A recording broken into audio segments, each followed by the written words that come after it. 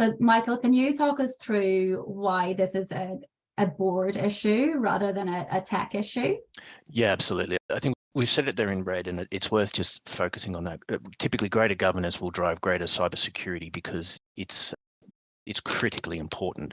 We've migrated away, thankfully, from the position that this is an IT issue or it's a security issue to this is an enterprise issue. And in order for the enterprise to understand the risk, it really needs to be something that is raised from the very top. It needs to be board, it needs to be executives that are on board with understanding the risks, understanding how to mitigate the risks and how to respond to the risks.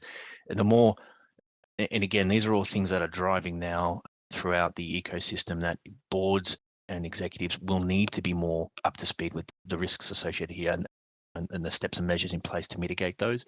It's not a fact. It's no longer a place where the IT or the security team will be the sole responder to these sorts of events.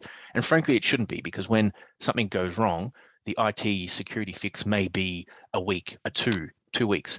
But unfortunately, the implications to the enterprise can last for significantly longer.